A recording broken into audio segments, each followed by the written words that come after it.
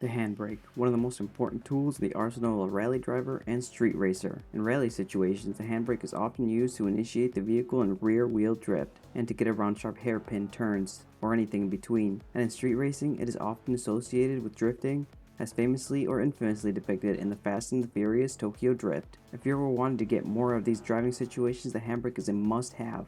Not only will you be able to perform these death-defying stunts in the sim, but your wallet will thank you before you decide to purchase any type of handbrake. Let's take a dive into what $60 can get you. As you'll see, you'll be surprised by what you can get.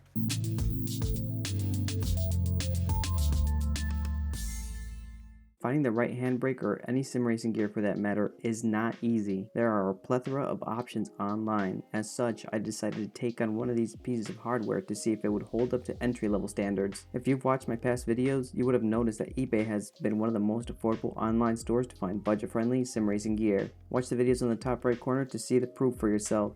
And don't forget to like, comment, and subscribe for more budget-friendly sim racing content.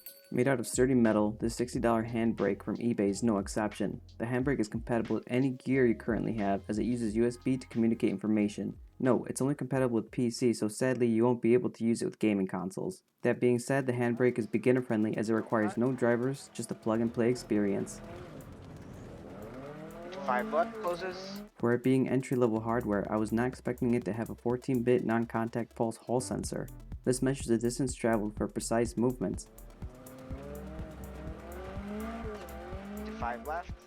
Furthermore, it comes with a USB extender in case a handbrake is not long enough to reach your computer. On top of that, it has a compression spring which provides a brake damping feel. That means the handbrake gets progressively harder the more you pull on it, providing a slightly more realistic and immersive experience. Lastly, the handbrake has numerous adjustability options. For example, you can change the height of the handle to meet your standards. You can even change the spring inside to make it even harder for you to pull down. And lastly, you can adjust the calibration of the handbrake itself, as we'll see next. Even though the device is very beginner friendly, I did notice there was an initial dead zone in the handbrake. Whenever I would pull on the handbrake, there was no movement detected until pulling back the brake around 25% of the way down. At first, I thought the handbrake was broken, as it came with no instructions on how to adjust anything on the brake itself. This is why it's great to watch this video, as you'll save yourself the headache of trying to figure this out. Think of it like this: if you first plugged it in and noticed that, would you hate it? Would you think it's broken too? Let me know in the comment section below. If you're also finding this video helpful, don't forget to share and subscribe as we help grow the budget-conscious sim racing community. This is easily adjustable, as I stated earlier. All you have to do is grab an M8 Allen wrench and twist to the right, and you'll notice the handbrake move forward.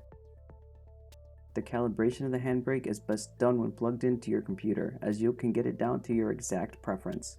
This is best done by going to the control panel, selecting hardware and sound, devices and printers.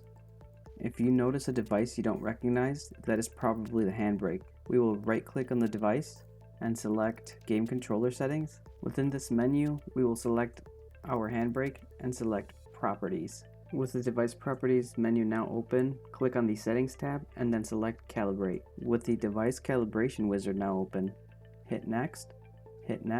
With the axis calibration now showing, ensure to select display raw data, as this will give us the best feedback possible. Make sure to pull the handbrake at each axis to ensure that you're correctly calibrating the handbrake.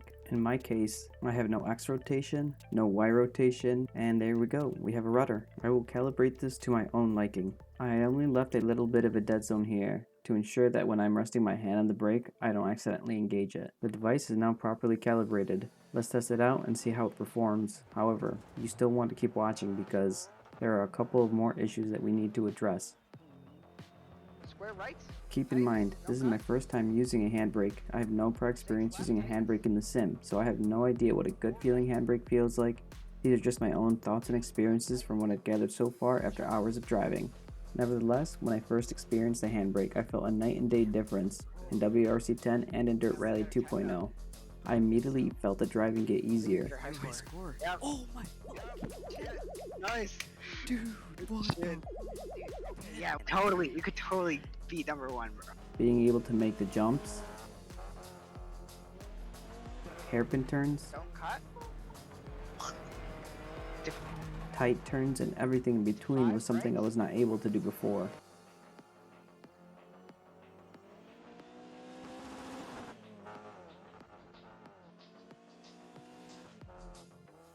And you know what else can get it easier? Making the drift to install TubeBuddy. Coming up with tags and titles for your YouTube videos has never been easier. I have saved countless hours using TubeBuddy's tag recommendation feature. TubeBuddy is free to use, but you can gain additional insight for as low as $9.99 per month. Use my affiliate code tubebuddy.com/simfin to learn more and ensure your videos are drifting towards your target audience. Now back to the video. I never thought that having the e-brake would make a big difference in my driving. I really enjoy the progressive feel of the handbrake, and in combination with the hall sensor, I am able to make the necessary adjustments on the fly. With that being said, I do wish the handbrake had a slightly longer travel distance and sensor range. This would allow for even more precise movements of the handbrake. But for this only being $60, this is not a deal breaker. Comment below your thoughts. I'd like to know what you guys think is a deal breaker when you're purchasing gear, so I can address these in future videos. One of the gripes I had was the visual aesthetics of the handbrake itself. To me, this looks like a katana. I am not a samurai, but if I was, I would totally love it. But sadly, I am not a samurai. But if you are a samurai, this is the perfect option for you. Secondly, the handle is made out of rubber material. It feels as if it was made from a foam Minecraft sword you see little kids fighting with. Not the best feeling out there. I will be wrapping it up with leather to suit the feel and aesthetic qualities I personally enjoy. I like a more down-to-earth brake if you catch my drift, but everyone has their own indifference curves towards what they prefer. If you don't know what that is, make sure to watch my Before You Find This video on the SimMagic Alpha Mini as I explain why indifference curves are so important when purchasing any type of product. In order to recommend any products on Before You Finance, I have created a rating method to ensure that all products are fairly rated irregardless of price. From now on, each product will contain a form score, a possession score, and a time score weighted evenly. The form score will contain the form performance of the forms mentioned in the video and modifications to the product. The possession score will contain reliability of the product, repairability, return policy, and ease of product replacement. Lastly, the time score will contain the level of enjoyment and time you can spend on the product. No one product will be able to obtain a score of 100%, and any product receiving a score of 50% is recommended. If any items contained within each score are of note, they will be pointed out within this section of the video. That being said, the product received an overall score of 52.9, with its form score coming in at 54%, as the performance can be great for sim racing titles, but may still lose out performance to more high-end gear. Thankfully, it's very easy to make modifications to the product, which helped increase this score. Scoring 11.1% for its possession score, the product reliability is unknown to me at this point, and the return policy is subject to eBay terms. However, this is helped by the price of the handbrake, as it won't cost much to replace. Landing at 72.5%, the time score was helped by the level of enjoyment I received from using the handbrake.